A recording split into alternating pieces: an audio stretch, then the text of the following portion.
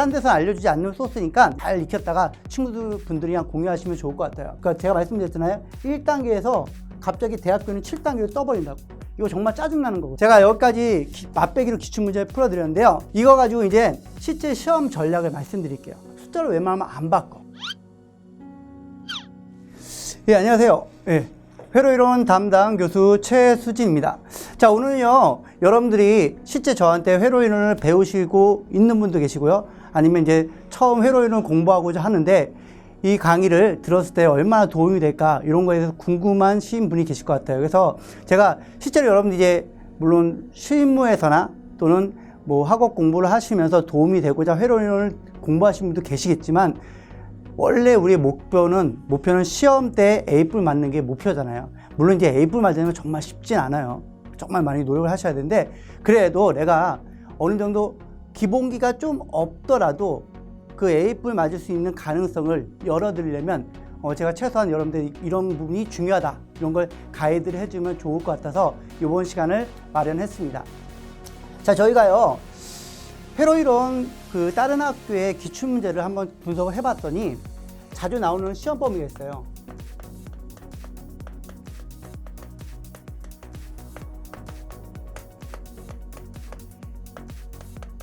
범위라고 하긴 좀 그렇고 그냥 챕터라고 할게요. 챕터. 주요 챕터가 있어요. 이걸 좀 알고 있으면 여러분들이 공부하실 때 요것만 어느 정도 해놓으면 내가 그래도 A뿔은 아니더라도 B에서 A 사이 정도까지는 할 수 있지 않을까. 뼈대를 잡을 수 있는 그런 출제 범위를 좀 알려드릴게요.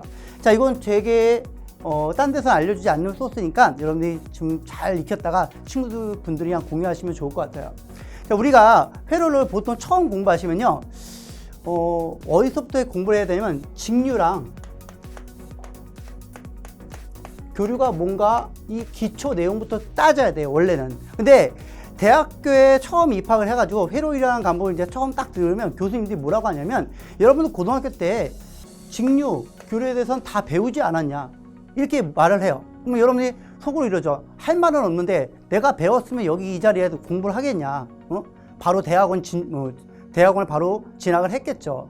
여러분들이 보통 고등학교 때 수능을 보셨잖아요. 수능 보실 때 직류, 교류 다 배웠기 때문에 시험을 쳐가지고 대학교를 들어온 거예요. 근데 실제로 여러분들이 고등학교 때 그렇게까지 열심히 안 했단 말이야. 열심히 안 했기 때문에 실제로 이 직류, 교류에 대해서 어설프게 알고 있지만 대학교에서 요구하는 수준까지는 도달하지 못한 거예요. 여러분들이 이 고등학교를 거쳤다면 한 1단계 정도가 도달했다고 생각하시면 되는데 대학교에 딱 오자마자 대학교 교수님들이 하는 얘기는 여러분들은 이미 1단계, 2단계, 3단계 쭉 다 해서 7단계라고 할게요. 이게 대학교에서 바라는 단계예요. 근데 이미 여러분은 7단계에 도달했다고 생각하고 바로 수업을 진행해버려요. 그러니까 너무 힘든 거야. 그래서 제 수업은 목표가 뭐냐면 이 1단계 뿐만 아니라 이 3, 4단계를 꾸준히 거칠 수 있도록 준비를 했어요. 그래서 제 수업을 들었다 치면 고등학교 졸업하고서 1단계 수준도 제대로 안 되신 분이라도 7단계까지 도달할 수 있는 거예요. 그러면 제 수업을 들었다 치고 처음에 이제 직류 교류를 기초 내용 하루에서 이틀 정도를 교수님들이, 대학 교수님들이 쭉 설명을 해요. 하루 이틀 만에 이거 다 나가는 거예요. 그 다음에 여러분들 때 기본적으로 알고 있다고 치면 여기서 이제 R, L, C, 그 다음에 리액턴스, 임피던스 내용을 얼마큼 알고 있냐. 이제 이거 하나씩 분석하기 시작하는 거예요. 이게 이제 한 달에서 3개월 정도가 걸리는 거예요. 원래는 이걸 1년 내내 해도 모자라요. 근데 그냥 대학교에서는 이거 그냥 잠깐 수박 겉핥기식으로 한다고요. 왜? 여러분이 수준이 높다고 생각하거든요. 여러분 대학생이니까. 근데 우리는 그렇게 수준이 생각보다 높진 않습니다. 안타깝게도. 그래서 아무튼 R, L, C, 즉 레지스턴스, 인덕턴스, 캐패시턴스를 알고 나면 이거에 의해서 직류 때랑 틀리게 교류가 인가되면 이 LC 값에 의해서 시간차가 발생하더라. 그래서 L은 느리게 만들어주고요. C는 빠르게 만들어주더라. 그것 때문에 리액턴스라는 성분이 발생한 거고 이 리액턴스 성분과 그 다음에 저항, 레지스턴스 성분을 같이 합쳐서 같이 한 선상에 한 공간 안에 내가 해석을 하겠다고 하는 게 임피던스죠. 그래서 직류와 교류에서 임피던스가 어떻게 작용하느냐를 정확히 알고 나면 이제부터 실제 회로인이 시작을 한 거예요. 시작해가지고 요 범위 공부를 하는데 아마 한 학기 내내 하는 분도 계시고요. 즉 1학기 내내 하시는 분도 계시고요. 어떤 분들은 이제 중간고사 범위 내용까지 요거 하시는 분도 계시고요. 교수님마다 이제 조금 틀립니다. 자, 그러면 내가 이제 이거 어느 정도 했어. 하고 나면 이제 실제적으로 여러분들이 중간, 그 다음에 기말고사 때 나오는 내용이 뭐냐면 가장 중요한 회로망 해석이에요. 그래서 고등학생들도 많이 들어봤던 내용이 있어요. 뭐냐면 키르호프라는 거예요. 그래서 KCL 법칙이 있고요. KVL 법칙이 있어요. 이게 뭐냐면 K가 뭐냐면 키르호프의 전류 법칙, 키르호프의 전압 법칙이에요. 자, 이제 여기서부터가 실제 여러분들이 시험 문제가 나온다고 생각하시면 됩니다. 시험 문제가 여기서부터 하는 거예요. 그래서 이 회로망 해석은 무조건 시험 문제 들어갑니다. 무조건. 그리고 내가 이제 이걸 좀 잘 알고 나면 이제 원래 일반인들이 키르호프 법칙을 제대로 해석하려면 시간도 엄청 오래 걸릴 뿐만 아니라 해석하는데 좀 여러 가지 애로사항이 있는 거예요. 그래서 그거를 해결하기 위해서 아주 위대한 인물들이요, 이런 법칙을 만든 거예요. 요거 나 좀 잘 못해도 일반 사람들 풀 수 있는 중첩의 원리, 그 다음에 태분한, 그리고 태분한이랑 해석 결과는 똑같은데 얘랑 쌍대 관계가 있는 애들이 있어요. 애들이라고 하면 죄송하고요, 위인인데 노튼이라는 분이 있어요. 그래서 태분한과 노튼 정리를 중점적으로 시험 문제를 냅니다. 그 다음에 여기서 조금 더 가면 밀만이라는 분이 있어요. 밀만. 그래서 밀만의 정리, 그 다음에 가역 정리가 있어요. 요 네 가지를 중점적으로 회로망 해석에서 시험 문제가 자주 나옵니다. 그래서 내가 이제 이걸 다 했어. 다 하고 나면 이제 그 다음에 뭐냐면 과도응답이라는 게 있어요. 과도응답. 똑같이 회로망 해석인데 이 회로망에 이제 스위치가 달리는 거야. 스위치가 달려가지고 그 스위치를 내가 인가를 누르는 순간부터 정상 상태에 도달할 때까지 어떤 회로에서 어떤 그 현상이 일어나를 해석하는 그런 게 있어요. 그래서 과도응답이 나오고요. 그 다음에 이게 맨 마지막에 기말고사 또는 1학기 때 요 앞부분을 배웠다면 2학기 때 회로망 해석이랑 그 다음에 맨 마지막에 라플라스가 있어요. 라플라스. 여기다 넣을게요. 그래서 라플라스까지 하고 나면 여러분들이 기본적으로 대학교에서 배워야 될 건 다 배웠다고 생각하시면 됩니다. 그러면 물론 이걸 응용해가지고 뭐 회로를 해석한다고 해봤자 그거는 이제 이론적인 부분이고 실무에서는 또 전혀 틀리게 적용이 됩니다. 그래서 저는 실제로 실무에서도 조금씩 써먹을 수 있는 여러분들이 뭐 회로 지식을 가지고 실무에 써먹을 수 있는 것도 조금씩 알려드리고 있습니다.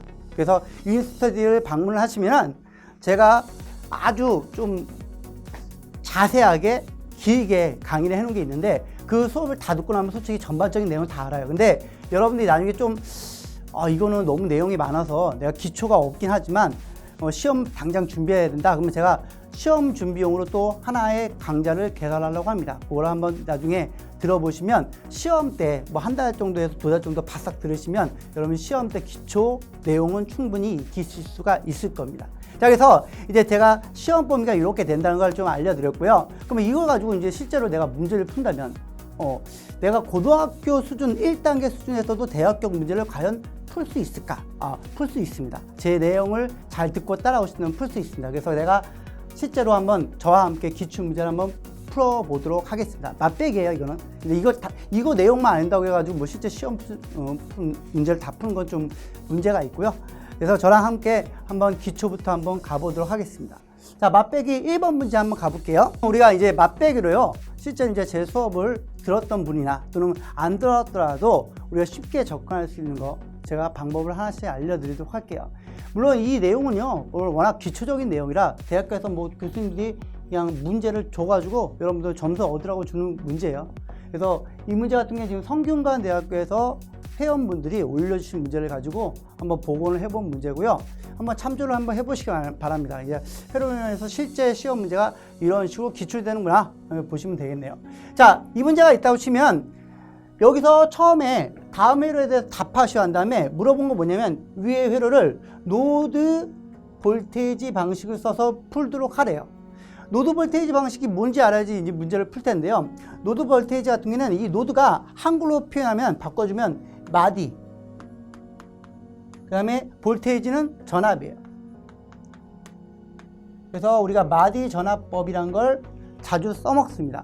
회로 해석할 때 되게 유용한 방식이에요. 이 마디 전압 방식 같은 경우에는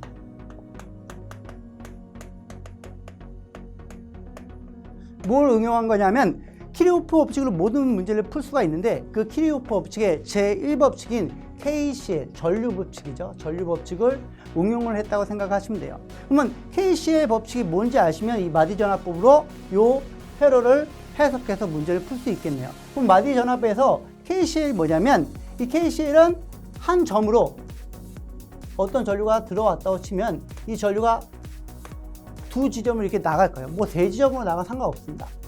나갔을 때 들어온 놈은 플러스, 나간 놈은 마이너스라고 할게요. 그러면 처음에 이 플러스 전류, 이 플러스 전류가 I1이라고 할게요. 그 다음에 나간 전류를 I2, I3, I4, I5라고 이렇게 지칭을 해볼게요. 그러면 들어온 놈은 플러스 I1, 그 다음에 나간 놈은 마이너스 I2, I3, I4, I5 이런 식으로 표현하는 거예요. 그러면 얘네를 다 합치면 요 점을 기준으로 했을 때 다 합치면 0이 된다. 이게 키르호프의 제1법칙이에요. 그럼 여러분들 이 정도는 고등학교 때 다 배우셨을 거예요. 그러면 이걸 가지고 어떻게 마디전압법이라는 걸 응용하나 한번 살펴볼게요. 자, 마디전압법은요, 이 마디라는 의미부터 살펴봐야 되는데, 마디라는 건 요 선과 선이 만나는 요 교차점, 요 점을 우리가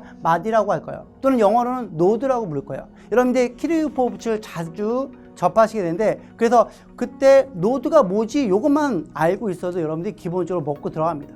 그러면 이 점을 찍어보면 여기랑 여기 밑에도 두 개가 있네요. 근데 우리가 여기서 마디 전압이라고 부른 건 위에 걸 얘기해요. 왜 위에 거냐면 전류는요, 위에서 아래로, 왼쪽에서 오른쪽으로 흐르고요. 그 다음에 이 전원을 살펴봐도 전원 보면 얘 화살표 방향이 위로 향하고 있죠. 그럼 위에가 플러스고 여기가 마이너스가 돼요. 그러면 모든 전류는 플러스로 나가가지고요, 마이너스로 들어와요. 즉 얘가 종착점이라고 생각하면 돼요. 그러면 우리가 여기를 0전이라고 할 수 있기 때문에 여기다가 이렇게 접지 표시를 해도 똑같은 게 돼요. 그럼 여러분 접지 표시하게 되면 여기는 당연히 그라운드라고 해서 모든 게 다 0V가 되겠죠. 즉 이 선에 연결된 요 점은 다 뭐예요? 0V니까 우리가 살펴볼 필요가 없는 거야. 그러면 내가 이 마디 전압법을 써가지고 풀라고 하는 건 뭐냐면 요 두 개 위의 점이 도대체 전압이 어떻게 되냐, 요걸 구하라는 거예요. 그래서 전압을 내가 V1, V2라고 그냥 지칭을 한번 해볼게요. 이건 내 마음에 해야겠죠? 내 마음이에요. 그래서 V1과 V2라고 이렇게 적은 다음에 V1과 V2를 이제 실제로 구하시면 이 문제는 끝나는 거죠. 그러면 이 문제를 풀려면 원래 이 마디전압법은 KCL부터 시작했다고 했죠. 그러면 전류부터 우리가 표시를 해줘가지고 전류 가지고 전압을 표현한 후에 실제로 이 V1과 V2 미지수 값을 구하면 끝나겠네요. 미지수이기 때문에 이 미지수를 구하려면 연립방정식을 세워야 돼요. 그래서 연립방정식을 세우기 위해서 우선 전류부터 한번 표시해 볼게요. 처음에 여기 들어가는 전류를 그냥 내가 I1이라고 할게요. 그 다음에 나가는 거는 I2, I3 이렇게 표시했어요. 그 다음에 이 I2 전류는 저항을 거쳐도 똑같이 변하지 않기 때문에 그냥 I2 값은 동일합니다. 그 다음에 이 I2가요, 여기서 또 한 번 나눠져요. 나눠져서 이때 여기를 I4, 여기를 I5로 이렇게 지칭해 줄게요. 자, 그러면 이때 첫 번째 우리가 키르호프 법칙에서 이 부분만 살펴보게 되면 이런 식으로 세울 수가 있어요. I1, 그 다음에 I2, I3는 합치면 0이 될 거예요. 어디서요? 이 점에서. 그러면 그때 들어온 놈은 내가 플러스라고 할 거고요. 나간 놈은 마이너스라고 이렇게 지칭할 수 있겠죠. 맞습니까? 물론 나 이거 싫어. 그러면 여기 그냥 여기를 마이너스로 하고 여기를 플러스로 할래. 마이너스하고 플러스로 할래. 이래도 상관없습니다. 알겠죠? 들어오냐 나가냐는 내가 왼쪽에서 오른쪽이냐 오른쪽에서 왼쪽으로 하냐 위에서 아래로 하냐 그건 내가 기준을 세우면 됩니다. 아무튼 얘네를 다 합치면 무조건 0이 될 거예요. 자, 그러면 여기서 우리가 중요한 법칙인데 오메 법칙이란 건 고등학교 때도 들어왔죠. 오메 법칙이 이거예요. 전류 I는 물론 R부터 시작해요. R은 I분의 V죠. 이거 가지고 다시 좀 바꿔주면 전류 I는 R분의 V다 이렇게 표시할 수 있죠. 맞아요? 그러면 여기서 I1이 있는데 I1은 6A예요. 6A. 그럼 여기다 그냥 6A라고 적어주시면 되겠죠. 6A. 그럼 여기다가 그냥 마이너스 6A 이렇게 적었어요. 전류는 그냥 적으시면 되고. 그 다음에 이제 I2가 문제예요. I2를 내가 구하고자 하는 이 V1과 V2로 어떻게든 표현을 하겠죠. 그러면 I2 같은 경우에는 봐봐요. 이 I2가 이 저항을 지나가죠. 그러면 이 저항을 지나갈 때 분명히 V1에서 V2로 지나갈 때 여기서 전압 강화가 일어날 거예요. 전압 강화가 일어난다면 우리가 여기서 전압 강화에 의해서 전류 양은 변하지 않지만 저항분의 여기서 전압 강화 일어난 걸 가지고 전류 값을 구할 수가 있습니다. 그죠? 그래서 I2 같은 경우에는 여기 V1에서 V2 지점을 지나갈 때 얘가 예를 들어서 얘가 100V야. 100V인데 저항을 지나면 얘가 60V가 됐어요. 그러면 여기서 40V가 어떻게 된 거예요? 다운된 거죠. 그게 어디서 소모된 거예요? 저항 8ohm에서 소모가 된 거예요. 그만큼 전류가 흘렀다는 뜻이겠죠. 그래서 얘를 표시할 때 이렇게 하시면 돼요. 저항은 8ohm, 그 다음에 V1에서 V2로 지나가면서 그 전압강은 빼준 거죠. 차죠. 그래서 V1 빼기 V2 이렇게 해주시면 되겠네요. 그 다음에 세 번째, 여기 I3가 있죠. I3 같은 경우에는 여기 밑으로 가고 있는데 V1에서 45분을 지나서 0V로 가요. 그러면 V1 빼기 0V 한 다음에 저항 45분으로 나눠주면 되겠죠. 그래서 45분의 V1 빼기 0V 하면 돼요. 근데 이 0V는 의미가 없죠. 그래서 보통 마디 전압법에서 밑에 부분은 0V는 치지 않고요. 요 점이 전체 요 전압이 돼요. 전압 강화가 됩니다. 자, 그러면 이렇게 된 상태에서 수식을 한번 정리해 볼게요. 그러면 정리하게 되면, 자, 우리가 여기 얘 6A 쪽을 이렇게 0쪽으로 옮겨도 되겠죠. 이항해도 되겠죠. 그러면 8분의 V1 빼기 V2, 그 다음에 플러스 40분의 V1은 6 이렇게 나오겠네요. 그러면 위아래다가 양쪽에다가 얘네 공통으로 나오는 숫자냐 40을 곱해주시면 얘가 어느 정도 정리가 되겠죠. 그래서 이걸 정리하고 났더니 수식이 이렇게 나와요. 6V1 빼기 5V2는 240이라는 첫 번째 식이 나온 거예요. 이해되시나요? 자, 이렇게 한 다음에 이거 가지고는 지금 미지수가 V1과 V2 두 개이기 때문에 한 놈밖에 못 구해요. 한 놈도 못 구하네. 그러면 수식 하나가 더 필요하겠죠. 그래서 그 수식 하나를 또 하나 만들어준 거예요.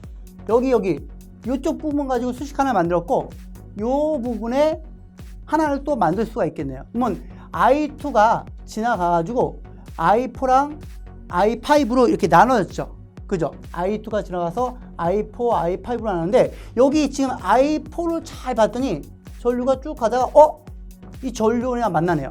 그러면 봐봐요. 여기 전류원에서 1A가 나왔어. 그러면 1A가 여기서 흐르고 있다면 이 전류는 얘랑 동일하겠죠. 즉, 이 I4는 이거로 1A입니다. 이렇게 대답을 할 수가 있는 거예요. 그러면 이거 가지고 한번 다시 한번 수식 한번 정리해 볼게요. 여기 좀 와볼게요. 자, 보시면 I2는 I4 더하기 I5였어. 근데 이 I4는 내가 그냥 1A라는 걸 직관적으로 알 수가 있어요. 뭐 이런 상태에서 I2는 앞에서 그대로 식을 만들면 8분의 V1 빼기 V2 이렇게 구할 수 있겠죠. 그죠? 그 다음에 I4가 있는데 I5 같은 경우에는 저기 앞에 그림 보시면 V2에서 0V로 지나갈 때 저항을 48ohm을 지나가게 됩니다. 그래서 얘 같은 경우엔 48ohm분의 V2 이렇게 바꿔주시면 되네요. 그러면 이거 가지고 수식을 정리하게 되면 8분의 V1 빼기 V2는 1 더하기 48분의 V2 이렇게 되겠죠. 이거 가지고 양쪽에다가 48을 곱해 주시면 수식이 정리가 돼요. 그래서 나온 수식이 어떻게 되면 6V1 빼기 7V2는 48 이렇게 나와요. 이게 두 번째 식이에요. 그러면 이거를 여기 그대로 갖고 와가지고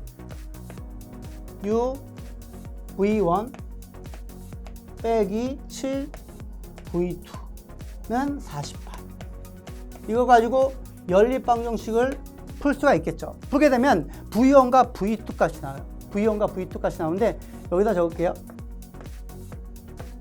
V1은 구하고 나니까 120V가 나와요.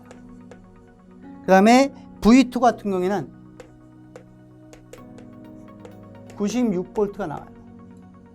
자, 앞에 이제 정리 다 됐으니까 한번 볼게요.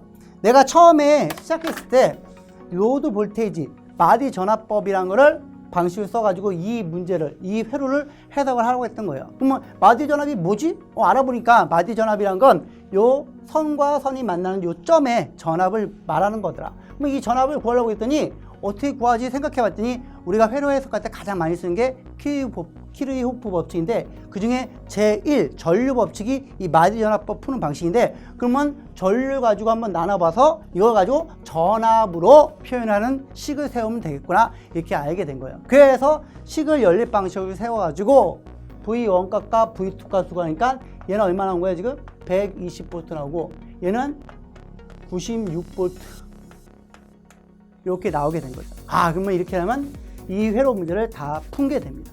자, 물론 제가 여러분들이 아예 기초도 없다고 생각하고 한번 풀어드린 건데요. 기초가 있는 분들은 여기 V1, V2 한 다음에 보자마자 I1, I2, I3 연립방정식 바로 세울 수 있고요. 이쪽도 연립방정식 바로 세워가지고 정리 쭉 해가지고 한 5분 안에 시간 충분히 문제를 풀 수가 있습니다. 물론 이제 여러분들이 기출 문제 보시면 보통 한 중간고사, 기말고사 보면 5문제에서 한 문제 풀면은 뭐예요? 20점이죠. 그죠? 이런 식으로 이제 자주 나온 파트 부분에서 한 3문제 정도를 풀고 내면은 기본적으로 B학점 이상 나와요. 물론 이제 좀 수준이 떨어진 데는 한 문제만 풀고 레포트만 잘 내도 B학점 받더라고. 제가 그랬거든요, 옛날에. 그래서 여러분들이 어렵게 생각하지 마시고 내가 여기서 다 맞춘다는 것보다는 자주 나오는 문제는 무조건 필수적으로 잡고 그 개념은 확실히 알고 넘어가자. 이렇게 생각하시면 좋을 것 같아요. 그래서 제가 기본적인 개념을 알아야지 이거 어떻게든 접근할 거 아니에요. 무턱대고 멘팅에 해당하는 것도 아니고 이거 어떻게 하겠어요. 그래서 기본적으로 유니스터디에 들어오시면 아주 제가 강좌 수는 긴데 가격은 저렴해. 내가 많이 싸게 했어. 그래서 여러분들이 수업을 듣고서 그 수업으로 기초를 먼저 만든 후에 여러분들이 이제 선배님들 잘 만나시면 족보라는 거 줘요. 무조건 시험은 족보예요, 족보. 그 족보를 싹 갖고 와서 그 중에서 여기 자주 나온 문제들을 가지고 몇 번 풀어보면 제가 알려드린 방식으로 몇 번 풀어보시면 충분히 문제를 접근하실 수가 있을 겁니다. 자, 그러면 잠깐 이제 2번 문제 한번 넘어가 보도록 할게요. 자, 이제 두 번째 기출문제 한번 봐볼게요. 첫 번째 제가 기출문제 풀어드렸는데요. 첫 번째 기출문제는 거의 기본이라고 했죠. 근데 성균관대학보다 청주대학과 거의 비슷한 수준의 문제인데 약간 전원이나 이런 게 저항 같은 게 조금 더 가미돼 가지고요. 태분한 등가효율을 구하라고 문제가 나왔네요. 그래서 아까 전에 마디전압법 배웠던 것만 알고 있으면 여기서도 똑같이 적용돼 가지고 문제를 쉽게 풀 수가 있습니다. 그래서 제가 말씀드렸잖아요. 마디전압법 같은 경우는 무조건 눈 갖고도 풀 수 있을 정도로 좀 익히신 게 좋을 것 같다고. 자, 한번 볼게요.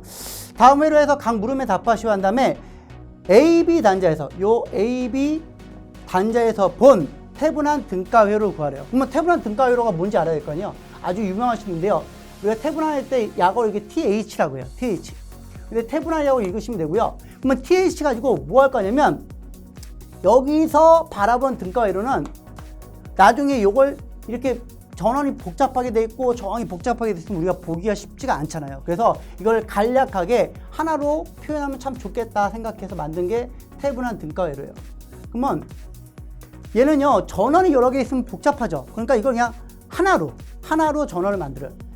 그래서 전원을 만들 때 그걸 전압원이 있고 전류원이 있을 때 전압원으로 하나 만들어요. 이걸 태분한 등가 전압이라고 할 거예요. 그 다음에 여기 저항 하나, 여기 저항이 여러 개가 있는데 보기 짜증나. 그래서 하나로 만들면 내가 회로를 해석할 때 좀 편할 것 같아. 그래서 TH, 태블란은 태블란인데 태블란이 만들어놓은 등가 저항이라고 불러요. 물론 이걸 어떤 분은 또 등가니까 이퀄 이렇게 해가지고 REQ라고 할 때도 있더라고요. 근데 그건 그냥 표현 방식이니까 말하는 건 똑같아요. 간단하게 회로를 좀 해석하고 싶다. 간단하게 만들고 싶다 그거예요. 그래서 전압원 전류원이 여러 개가 있을 때 하나의 전압원으로 표현하고 등가 전압. 그 다음에 여러 가지 저항이 있을 때 하나의 저항으로 표현하면 회로가 참 보기 좋더라. 그러면 이렇게 보기 좋게 만드는 목적이 뭐냐면 나중에 여러분들이 이게 원래는 실제로 실무에서 뭐냐면 여러분들이 차단기 있을 거예요. 집에 두꺼비 집 있죠. 두꺼비 집 보면 2차 측에다가 우리가 전원을 물리거든요. 노드, 부하를 물리게 되면 이때 여기다 부하 저항 또는 부하 임피던스가 있는데 이 부하 임피던스에 실제로 얼만큼의 전류가 흐르냐를 내가 원래 구하고 싶거든. 구하고 싶은 거예요. 근데 그걸 구하려고 하니까 앞에 게 너무 복잡해. 그러니까 얘를 우선 간단하게 만든 다음에 똑같은 그림인데 여기다가 부하 임피던스, 부하 저항을 하나 걸어주면 여기다 흐르는 전류 구하는 건 어렵지 않겠죠. 그래서 원래 태분한의 등가회를 구한 다음에 이걸 가지고 무엇을 구하냐면 부하 전류를 구하는 게 최종 목표였어요. 태분한은. 그래서 공식을 혹시 알고 있는 분들은 한번 따라해 볼게요. 여기 RTH 등가 저항이죠. 원래는 이게 등가 임피던스라고 표현해요. 보통 등가 임피던스 ZTH. 그 다음에 플러스 부하 임피던스. 그 다음에 요것분의 전압 VAB. AB 단자 측에서 본 전압. 이게 뭐예요? 태분한의 등가 전압이 되겠죠. 이렇게 하게 되면 여기 실제 흐르는 전류를 구할 수 있는 거예요. 이게 되게 중요해요. 왜냐면 우리는 여기에 뭐 지금 추운 겨울이라고 치면 전기난로 하나 여기 설치할 텐데 전기난로에 전류가 얼마큼 흐르는지 알고 싶은 거야. 알고 싶은데 앞에 쓸데없이 저항값이 많아. 그러니까 여기에 흐르는 전류값 구하는 게 너무 어려운 거예요. 그래서 이런 방식을 하나 만들어 준 거예요. 되게 좋은 방식이에요. 자, 그러면 이제 기본적으로 저기 등가 회로를 만드는 게 아주 우리 회로 해석에서 중요하구나. 이 정도는 알았어. 그러면 이제 얘를 실제로 한번 구해 볼게요. 구하게 되면 여기서 이제 중요한 게 있는데 첫 번째 구해야 될 게 뭐냐면 VTH. 그죠? 등가 전압부터 구해야 되는데 등가 전압 구하라고 했더니 전압이 더럽게 많네. 근데 여기서 이제 힌트를 줬어요. AB 단자 측에서 본 거야. 그러면 AB 단자 측에서 봤다는 건 여기 기준으로 하겠다는 거야. 여기가 기준이야. 여기가 기준이면 틀려. 뭐가 틀리냐면 내가 이렇게 전원 측에서 봤을 때랑 이렇게 부하 측 입장에서 봤을 때는 기준이 틀려진 거예요. 그럼 부하 측 입장에서는 얘한테 진짜 영향을 많이 끼치는 부분이 있겠죠. 그죠? 그럼 그 부분의 전압이 어떻게 되냐면 나중에 제 수업을 듣는 분들은 이제 불사파라는 걸 듣게 될 거예요. 불사파가 뭐냐면 옛날에 그 송광구가 나왔던 넘버 3구나. 넘버 3라는 영화가 있었는데 거기 불사파가 있어요. 불사파가요. 마크가 랜드 마크가 이런 식으로 있어요. 뭐 이상한 생각 하지 마시고요. 약간 이게 이거랑 비슷하거든요. 이게 비슷해요. 이거 욕하는 거 아니에요? 이걸 응용하면 좋은 게 뭐냐면 여기 단자가 있죠. 단자에서 딱 하나 걸어줘요. 걸어주면 바로 앞에 여기에 걸리는 전압. 여기를 걸리는 전압이 VTH예요. 이해되시나요? 그냥 생각하지 마. 여기 맨 끝에 단자에서 딱 하나 걸려가지고 앞에 있는 전압이 바로 이 등가 전압이 될 거예요. 그러면 내가 구하고 싶은 게 뭐냐면 V1, V2, V3 중에서도 뭐예요? V3만 구하면 이 V3가 여기에 걸리는 전압이잖아요. 이 전압이 뭐예요? VTH. 그죠? 태분한 등가 전압이 된다고요. 그러면 내가 구하려는 게 V3구나. 이제 알았어요. 그럼 내가 V3 구하려면 여기 보니까 V1, V2, V3 여러 가지가 있는데 얘를 어떻게 구할까 생각했더니 마디 전압법이 있더라는 거예요. 마디 전압법을 쓰면 V1, V2, V3에 관련된 연립 방정식을 세워가지고 이 미지수 3개 중에 3개 다 구하고 맨 마지막에 이 V3만 딱 답으로 빼내면 되거든요. 그러면 이게 연립 방정식 세우면 되겠구나 이제 알았어요. 그럼 한번 볼게요. 연립 방정식 세우려면 원래 마디 전압법이라는 거는 키르호프 법칙을 응용한 건데 그 키르호프 법칙 중에서도 전류 법칙을 응용한 거예요. 그러니까 전류를 먼저 여기다가 적어주는 게 중요하겠죠. 내가 이렇게 임의적으로 여기는 I1, 그 다음에 여기는 그냥 I라고 할게요. 그 다음에 여기는 I2. 이 I가 다시 여기서 V2 지점에서 노드에서 또 나눠지겠죠. 나눠지니까 내가 여기 밑에는 I3, 여기는 I4라고 할게요. 자, I4는 그대로 저항 치나요? 그 다음에 여기서 중요한 건데 전류가 요 V3 지점을 통과해가지고 지울게요, 살짝. 여기 V3 지점을 통과해서 요 단자로 갈 수 있을까요, 없을까요? 여기로 전류가 흐를 수 있어요, 없어요? 흐르면 여기 낭떠러지예요. 못 흘러요. 이 전류는 I4 전류는 그대로 여기를 통과해서 이쪽으로 지나가는 거예요. 그러니까 여기랑 요 지점과 요 지점은 전류가 동일하다는 거예요. 자, 그러면 이때 내가 키르호프 법칙을 적용하게 되면 이런 걸 쓸 수 있겠네요. I1은 처음에 얘가 들어간 놈이고 나중에 얘가 I2, I3, I4가 다 여기서 I4, I3, I2가 다시 합쳐져서 여기 뭐예요? 전류가 I1이 되겠죠. 즉 I1 전류는 I2, I3, I4를 합친 것과 동일하다. 또는 내가 이거 싫어. 그러면 얘는 들어온 놈, 얘는 뭐 나간 놈 해가지고 얘는 0이다. 이렇게 하셔도 상관없습니다. 내 마음이에요, 내 마음. 그래서 이거나 어차피 전류 법칙이니까 이렇게 세웠어요, 수식을. 그 다음에 뭐 하면 돼요? 오메 법칙 적용해 주면 돼요. 오메 법칙에 전류 I는 R분의 V예요. 근데 이 V는 여기서 쉽게 알 수 있는 게 봐봐요. 여기 10V 위에는 당연히 여기 뭐예요? 이 점은 10V가 되겠죠. 여기는 V1 없어. 근데 여기 V1과 V2 사이에 전압 강하는 10V라고 이렇게 표시를 해주세요. 오, 땡큐죠. 그죠? 이걸 이용하면 쉽게 할 수 있겠네요. 자, 그럼 한번 해볼게요.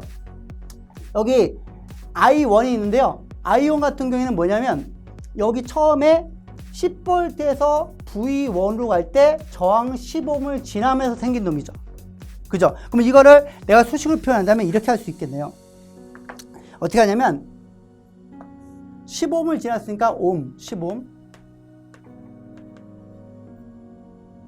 분의 전압은 10V에서 V1을 거친 거니까 10 빼기 V1 이렇게 하시면 돼요. 근데 여기 앞에 뭐가 있어요? 내가 마이너스라고 했거든요. 마이너스 있으니까 이거 살짝 바꿔줘도 괜찮겠네요. 그래서 V1 빼기 10V 이렇게 하면 마이너스 I1 표시가 된 거예요. 그 다음에 I2 한번 가볼게요. I2는요 여기 보시면 얘가 I2죠. I2는 V1에서 15ohm을 거쳐서 여기 10V 마이너스 들어갔는데 여기는 뭐라고 했어요? 제가 접지라고 했죠.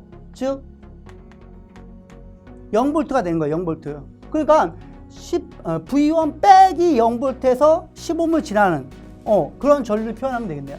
그래서 얘를 표시하게 되면 15ohm분의 V1 이렇게 하면 간단한 거예요. 그 다음에 I3 같은 경우에 V2를 10ohm이 지나가겠네요. 여기요. V2의 전압에 의해서 15ohm을 지나면서 생기는 I3 전류.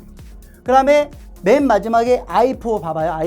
I4 같은 경우에는 여기에요. V2에서 V3를 지나면서 15ohm을 거쳐가는 거죠. 그죠? 그래서 그걸 그대로 표현하게 되면 15ohm분의 V2에서 V3를 거쳤다. 그래서 V2 빼기 V3 해주시면 돼요. 요게 뭐예요? 최종적으로 다 더해주면 0이다. 위에 거랑 수식이 이제 변하지 않은 거예요. 오메 법칙 이용해서 하나 바꿔준 거예요. 자, 그 다음에 이게 이제 첫 번째 수식이고요. 네, 두 번째 또 수식이 필요하겠죠. 두 번째는 뭐가 있냐면 V2와 V1을 잘 보시면 여기 10V가 V1과 V2를 지나면서 10V 전원이 형성되는데 이 10V 전원에서 실제로 이제 전압강화가 생겼다고 생각해도 똑같은 거예요. 즉 V1에서 V2를 빼주면 10V가 생겼다. 이렇게 말을 해도 되는 거예요. 그래서 여기다가 두 번째씩 V1 빼기 V2는 10V다. 이런 식 하나가 만들어지네요. 물론 여기서 방향을 좀 고려를 해야 되는 게 여기 V1과 V2에서 잘 보세요. V1과 V2에서 어디가 높아요? 플러스니까 플러스 쪽이 V2겠죠. 마이너스 쪽이 V1이겠죠. 그러니까 얘가 원래는 전압이 높은 거야. 그래서 높은 거에서 작은 걸 뺀 게 10V이기 때문에 이걸 살짝 바꿔서 원래는 V1 빼기 V2는 마이너스 10V가 되는 거죠. 근데 우리가 보기 좋게 하려면 살짝 바꿔줘가지고 높은 놈에서 플러스에서 낮은 놈을 빼줘서 10V 이렇게 표현하는 게 더 보긴 좋겠네요. 그 다음에 맨 마지막으로 세 번째는요. 여기 써줄게요. 세 번째는 V3와 V2를 살펴보는 거예요. 여기 V3와 V2를 살펴보면 15분을 지나면서 V3에서 V2를 빼주시면 여기 전류가 이렇게 흐르겠죠. 그죠? 그래서 V3 빼기 V2 해가지고 15분을 나눠주면 여기 전류 I4가 구해져요. 근데 이걸 잘 봤더니 I4가 지나가면서 열로 못 가고 열로만 지나간다고 했죠. 그 전류가 얼마예요? 1A예요. 근데 여기서 이쪽 방향으로 내가 방향을 잡았다면 이 전류 방향이 좀 위로 거꾸로 가고 있죠. 그러니까 마이너스 1A라고 잡아준 게 있겠죠. 그래서 여기다 잡게 되면 10분의 V3 빼기 V2 그 다음에 여기서 반대 방향의 전류가 흘렀다. 그래서 마이너스 1A 하게 되면 0이 나옵니다. 이게 뭐예요? 결국 전류 법칙이죠. 그죠? 그래서 이렇게 수식을 세우게 되면 하나, 둘, 세 가지 수식이 생기겠죠. 그럼 이거 가지고 미지수 세 개를 구할 수 있겠죠. 물론 이제 이거 보기 좋게 좀 잠깐 정리하게 되면 여기 1번 수식 같은 경우에 쭉 양변에다가 10을 곱하게 되면 첫 번째 2V1 2V2 빼기 V3는 0이다. 이렇게 정리가 되고요. 그 다음에 두 번째 수식 같은 경우에는 마이너스 V1 플러스 V2는 10이다. 이렇게 정리가 되고요. 요거 세 번째 식이죠. 요것도 양옆에다가 양변에다가 10을 곱해 주시면 마이너스 V2 플러스 V3는 10이다. 요게 정리됩니다. 자, 여기서 첫 번째, 요거 10이구나. 이렇게 해서 10 나왔을 때, 요걸 가지고 V1, V2, V3를 적절하게 구할 수 있어요. 여기까지 가르쳐주면 이게 중학교 수학으로 돌아가는 거니까, 우리 대학교 수준에서 요까지 안 할게요. 그래서 요걸 정리를 다 하고 나니까, 결과적으로, V1 같은 경우에 3분의 10. 그 다음에 V2 같은 경우에 3분의 40. 그 다음에 V3 같은 경우에 3분의 70 이렇게 나온 거예요. 그래서 이 전압이 뭐가 된다고 했어요? 이게 나중에 최종적으로 태분한 등가 회로에서의 태분한 등가 전압이 된 거예요. 그래서 얘가 VTH 구한 거예요. 됐죠? 이게 첫 번째 구한 거고요. 그러면 이제 전압 구했으면 끝나냐? 아니에요. 이제 여기서 문제 딱 끝내버리면 반 점수 5점밖에 안 주는 거예요. 이제 구해야 될 게 뭐예요? 등가 저항이 있겠네요. 등가 저항까지 한번 구해 볼게요. 태분한 등가 저항 같은 경우에는 간단해요. 요 AB 단자 쪽에서 이제 전류를 흘려줬다고 생각하고 이 회로의 모든 저항값을 통틀어서 만들면 얼마까 그거를 측정한다고 생각하면 돼요. 이거 원래 실무에서 어떻게 하냐면 내가 예를 들어서 여기 메인 차단기가 있고 이쪽 밑에 부하 개폐기 차단기가 있어. 그러면 앞에 전원 측에 있는 걸 단락을 시켜요. 쇼트 시킨 다음에 물론 차단기 내려야 돼요. 여기 그냥 쇼트 시키면 여러분들 감전 사고 나서 죽어요. 그래서 여기 쇼트를 시킨 다음에 이 2차 측 이 부분에서 테스터기로 옴 테스터기 알죠? 저항 테스터기로 여기 딱 단자 니드선을 딱 대면은 여기에 전체 저항값이 그냥 구해져요. 구해진 게 아니라 그냥 계산이 돼서 나오는 거죠. 근데 여러분이 이걸 이제 이론 공부를 하기 때문에 이걸 실제로 한번 복잡하더라도 그런 테스터기 쓰지 않고 한번 구해보는 거예요. 그러면 내가 이쪽에다 니드선을 걸었죠. 즉 모든 방향은 이쪽이 기준이 되는 거예요. 그러면 이걸 가지고 간단하게 나타내면 저항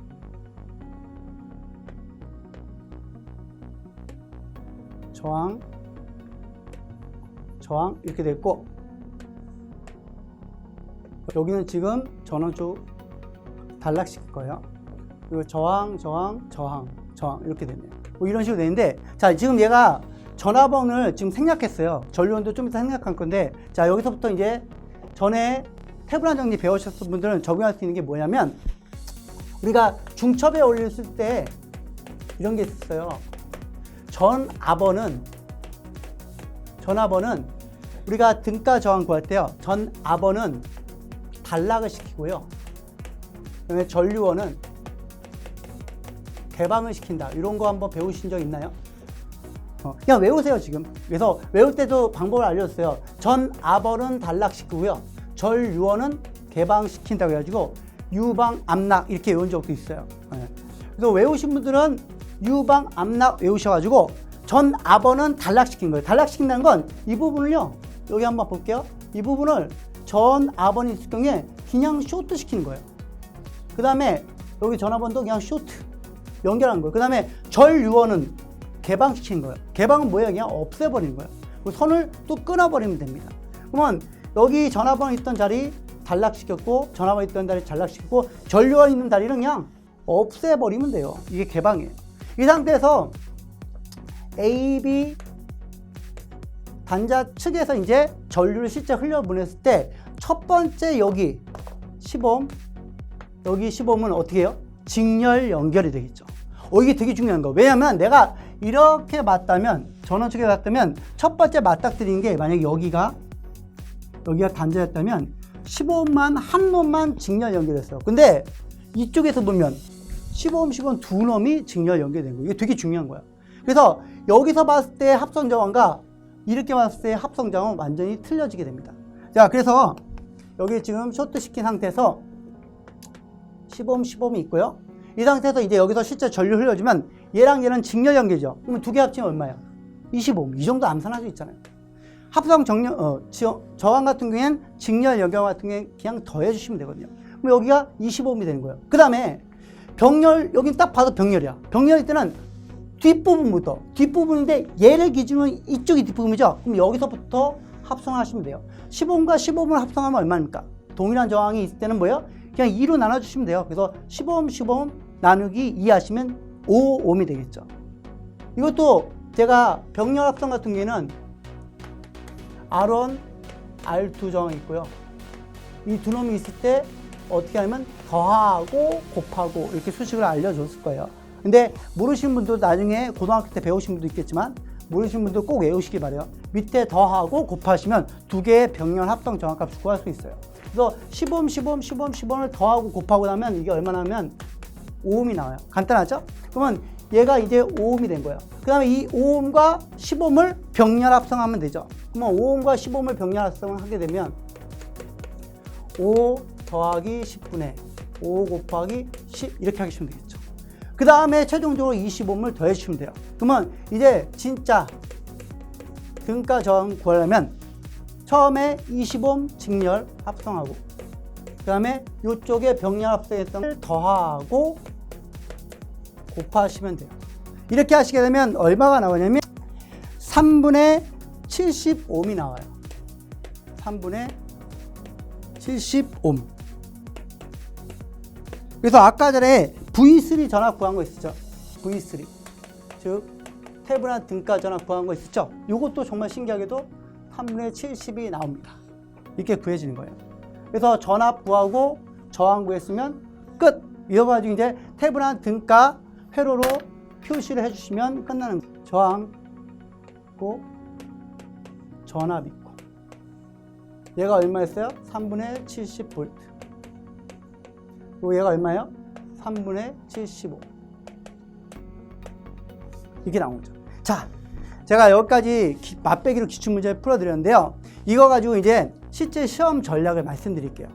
제가 이렇게 문제를 풀고 나니까요. 여러분들 아시겠지만 숫자가 깔끔하게 떨어지죠. 이런 문제 만들기 쉬워요? 어려워요? 어려워요. 실제로 어렵다고.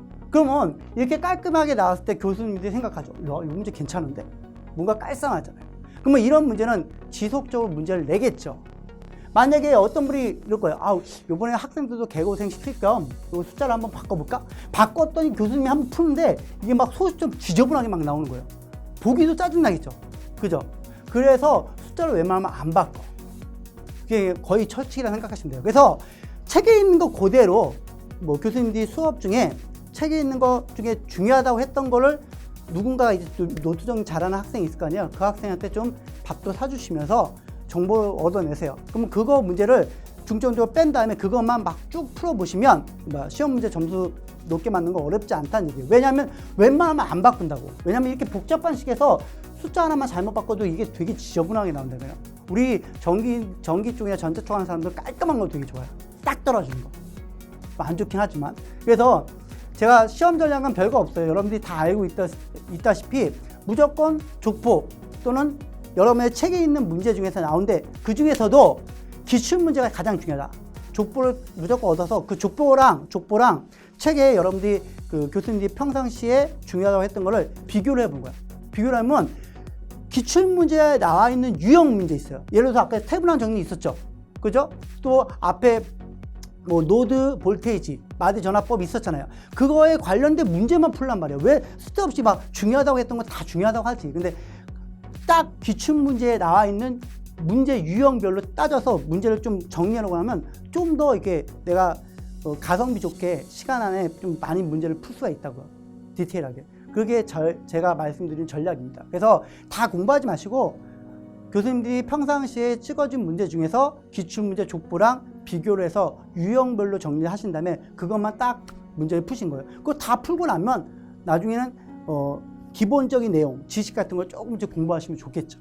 요게 제가 말씀드린 전략입니다. 그래서 제가 유니스터디에 또 자세하게 해놓은 내용들이 있는데 그런 걸 나중에 좀 시간 되시면 참조를 하셔가지고 많이 들으시면 기본기가 없는 분들도 충분히 대학교에, 그러니까 제가 말씀드렸잖아요. 1단계에서 갑자기 대학교는 7단계로 떠버린다고. 이거 정말 짜증나는 거거든요. 근데 그 짜증나는 과정에 중간 과정을 여러분들이 혼자서도 충분히 극복할 수가 있을 겁니다. 자, 즐거운 시간, 즐거운 주말 저녁 잘 보내시고요. 저랑 다음 시간에 한번 다른 곳에서 한번 만나 뵙도록 하겠습니다. 고생하셨습니다.